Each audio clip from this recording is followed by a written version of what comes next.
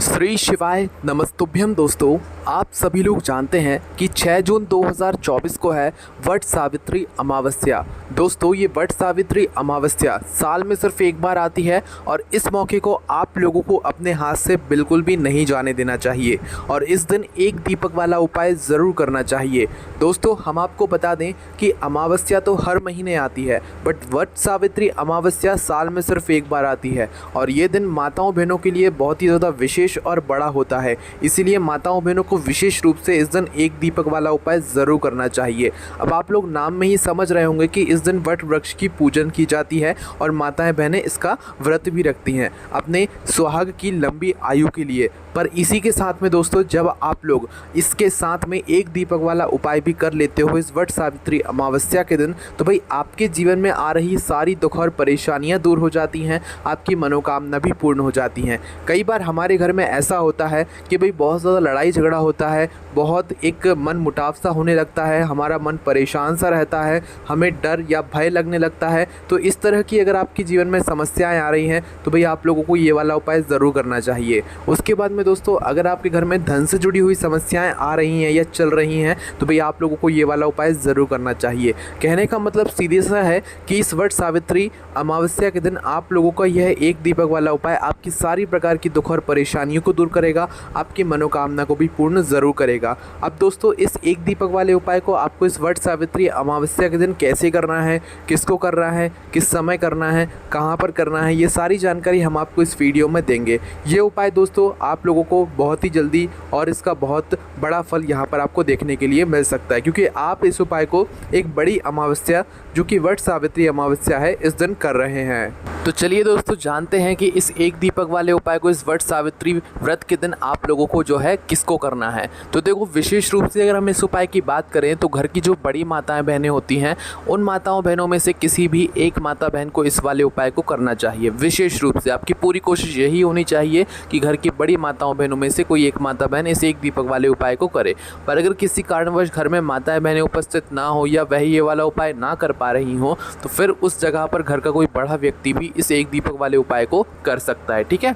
उसके बाद में दोस्तों बात आ जाए कि भाई इस वाले उपाय को हमें करना किस समय है, सुबह के समय करना है कि शाम के समय करना है। तो देखो, हम आपको यहाँ पर बता दें कि इस वाले उपाय को आपको शाम के समय करना है। किस समय करना है? शाम के समय, प्रदोष काल में करना है। और हम आपको यहाँ पर एक बात और बता दें कि अगर आपको ऐसा लगता है कि आपके पितृ आपसे नाराज़ हैं, आपके पितृ आपसे प्रसन्न नहीं है, क्योंकि कई बार हमारे जीवन में जो परेशानियाँ आती हैं वो हमारे पितरों की वजह से भी आती हैं, क्योंकि हम हमारे पितरों को प्रसन्न नहीं कर पाते हैं और वो दुखी होते हैं। तो भाई उसके कारण भी हमारे जीवन में बहुत तरह की दुख और परेशानियाँ आती हैं। तो अगर आपको ऐसा लगता है कि हाँ, हमारे पितृ हमसे नाराज़ हैं, तो भी आप लोगों को ये वाला उपाय विशेष रूप से करना चाहिए, विशेष रूप से माताओं बहनों को। ठीक है, जिससे कि आपकी जो पितृ हैं वो आपसे प्रसन्न होते हैं और आपके जीवन में वो जो है खुशियों को यहाँ पर लाते हैं। चलिए दोस्तों, इसके बाद में हम लोग बात करते हैं कि इस वाले उपाय में हमें क्या क्या चीज़ों की आवश्यकता पड़ेगी। तो देखो, इस एक दीपक वाले उपाय में आपको नाम में ही समझ आ रहा होगा कि इसमें आपको मात्र एक दीपक की आवश्यकता पड़ेगी। पर यह जो दीपक होगा ये किस चीज़ का होगा? आटे का होगा कि मिट्टी का होगा, और इसके अंदर कौन सी बत्ती रखाएगी और इसके अंदर कौन सा तेल डलेगा, है ना। तो ये सभी बातें आपके मन में ज़रूर आ रही होंगी। तो आइए दोस्तों, हम आपको बता देते हैं। देखिए, ये जो दीपक होगा ये मिट्टी का होगा। विशेष रूप से हम आपसे मिट्टी का विशेष रूप से कहेंगे। भले ही आपके पास पुराना दीपक रखा हो तो आप उसे धोकर इस्तेमाल में ले लेना, है ना, क्योंकि इस उपाय में विशेष रूप से आपको मिट्टी का ही दीपक यहाँ पर लेना है ना। मिट्टी का दीपक जैसे ही ले लेते हो तो भाई उसके बाद में इसके अंदर जो बत्ती रखाएगी वो रखाएगी गोल बत्ती, है ना। अब आप यहाँ पर बहुत बड़ी गलती कर देते हो। ठीक है, हमने आपको गोल बत्ती जानबूझकर बोला है ताकि आप ये गलती ना करो, है ना।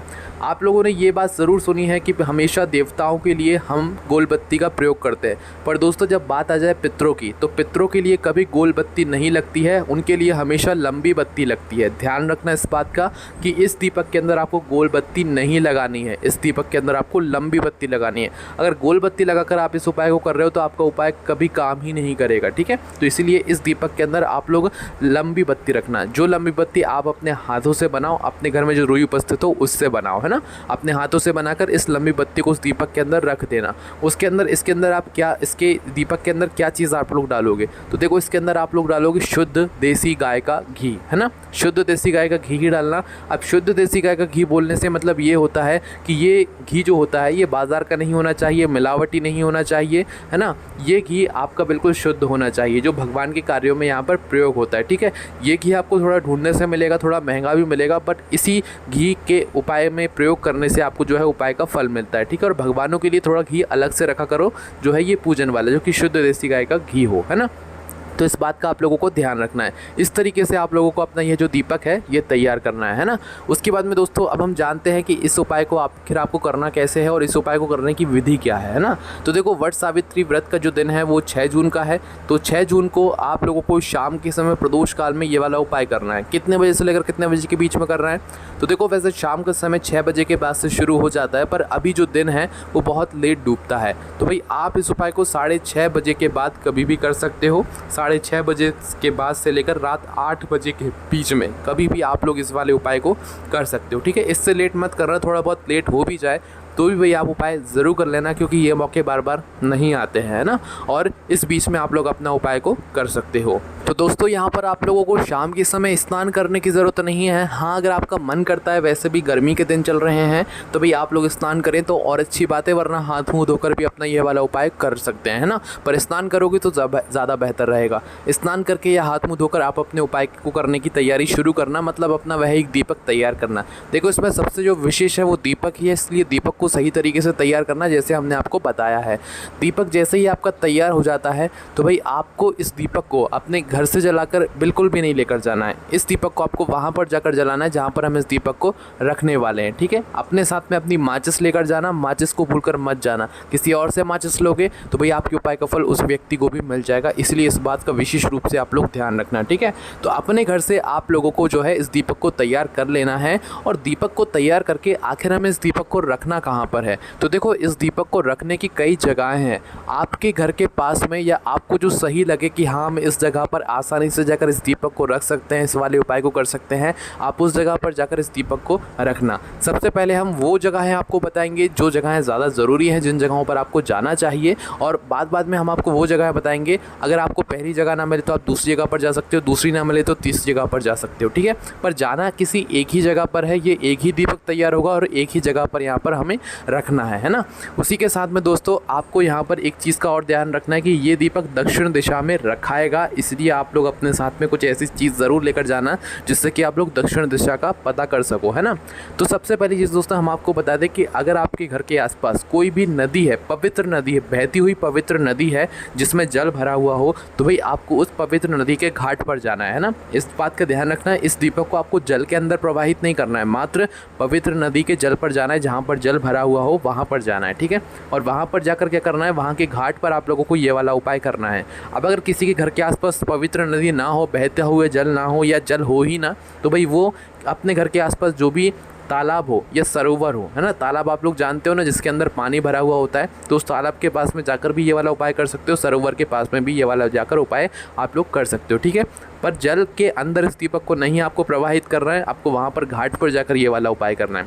अगर आपके घर के आसपास तालाब मतलब सरोवर भी ना हो तो फिर भाई आपके घर के आसपास जो भी कुआं या बावड़ी हो, कुआं या बावड़ी जो भी आप लोग समझ सकते हो, भाई आपके घर के आसपास अगर कुआं या बावड़ी है तो भाई आप उस जगह पर जाकर भी अपना ये वाला उपाय कर सकते हो। हमने आपको अभी 3 जगहें बताई, इन 3 जगहों में से जो आपके घर के आसपास आपको जगह पड़ती है उस एक जगह पर आप लोगों को अपने इस दीपक को लेकर जाना है। हम उदाहरण के लिए समझ लेते हैं कि हम पवित्र नदी के घाट पर गए हुए हैं, तो आपको सबसे पहले घाट पर जाकर बैठ जाना है, पवित्र नदी के पास में जाकर बैठ जाना है, और वहाँ पर बैठकर क्या करना है, अपने इस दीपक को सबसे पहले जला लेना है। लंबी बत्ती का दीपक होगा, आपको सबसे पहले इस दीपक को जला लेना है, ठीक है। घी वगैरह जो है वो आपको अपने घर से लेकर डालकर ही आना है ना। बस इस जगह पर बैठकर आपको अपनी माचिस से अपना यह दीपक जला लेना है। दीपक जलाने के बाद दोस्तों दक्षिण दिशा का आप लोग पता कर लेना, क्योंकि अमावस्या का जो दिन होता है वो विशेष रूप से हमारे पितरों के लिए होता है। और जब बात आ जाए वट सावित्री अमावस्या की, तो ये एक सोने पे सुहागा वाली बात होती है। तो आप सबसे पहले जो है दक्षिण दिशा का पता कर लेना, मोबाइल लेकर जाना या किसी भी चीज़ से आप लोग किसी से पूछताछ के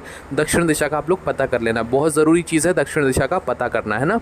तो दक्षिण दिशा जैसे ही आपको पता लग जाए तो भाई आपका दिया जिस तरफ जल रहा हो वह जलती हुई पत्ती का मुख आपको दक्षिण दिशा की तरफ करना है, और उस घाट पर, उस पवित्र नदी के घाट पर कहीं पर आपको दक्षिण दिशा का बाती का मुख करके इस दीपक को रख देना है, अपने पितरों के नाम का स्मरण करते हुए और भगवान शिव जी के नाम का स्मरण करते हुए, और अपने पितरों से प्रार्थना करना है कि अगर आप हमसे दुखी हैं तो हमें उसके लिए माफ़ कीजिएगा, अब हम वह गलती नहीं करेंगे जो गलती से आप लोग दुखी हुए हो, है ना। तो आपको बस अपने पितरों के लिए प्रार्थना करना है और भगवान से भी प्रार्थना करना है कि वो आपके पितरों को हमेशा खुश रखे, है ना। ऐसे आपको भगवान शिव जी से प्रार्थना करना है और अपने पितरों से भी जो है ऐसी बात बोलना है कि हमसे अगर कोई गलती हुई होगी तो हमें उसके लिए क्षमा करें, है ना। ऐसी आपको बात बोलकर उस दीपक को रख देना है दक्षिण बाती का मुख करके। जैसे आप ये दीपक रखते हैं, भगवान से प्रार्थना करके, पितरों से प्रार्थना करके, आप लोग वहाँ से उठकर सीधा अपने घर पर आ सकते हैं, ठीक है। यही जगह अगर आप लोग जो है मतलब सरोवर या तालाब के पास में रख रहे हो तो वहाँ पर जाकर भी ऐसा ही करना है, दक्षिण बाती का मुख करके इस दीपक को रखना है, भगवान से प्रार्थना करना है, पितरों से प्रार्थना करना है।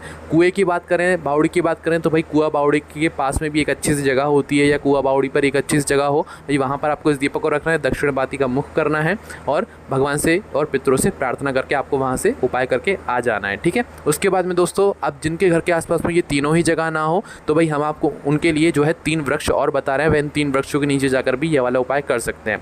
उपाय एक सा ही करना है, जैसे हमने आपको अभी बताया है। आप किसी भी जगह पर जाओ, उपाय एक सा ही होगा, ठीक है।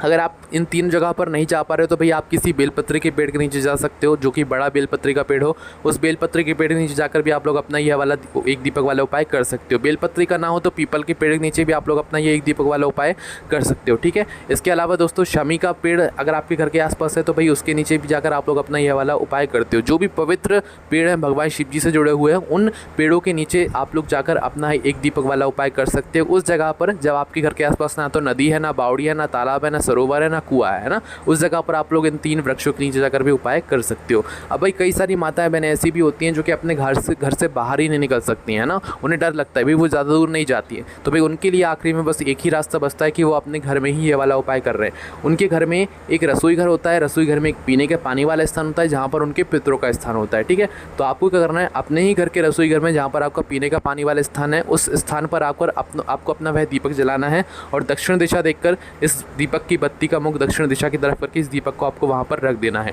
और भगवान शिव जी से प्रार्थना करना है, अपने पितरों से प्रार्थना करना है, और जैसे ही आप प्रार्थना करते हैं वहाँ पर हाथ जोड़ के वहाँ से हट जाना है। बस आपका ये वाला उपाय पूरा हो जाता है। पर आपकी मुख्य कोशिश नदी, बावड़ी या तालाब के पास में जाने की होनी चाहिए। वह ना हो तो फिर 3 वृक्षों के नीचे जाने की होनी चाहिए। अगर आप घर से बाहर ना जा सके तो फिर आप अपने ही घर के रसोई घर में ये वाला उपाय कर सकते हो, ठीक है। आपको उपाय का फल ज़रूर मिलेगा, आपके जीवन में खुशियाँ ज़रूर आएंगी। बस दोस्तों, यहाँ पर ये वाला उपाय पूरा हो जाता है। इस उपाय करने में अगर आपको कोई भी दिक्कत, समस्या, परेशानी आती है तो उसे हमसे कमेंट करके पूछ सकते हैं। ओम नमः शिवाय, जय भोले बाबा, श्री शिवाय, नमस्तुभ्यम।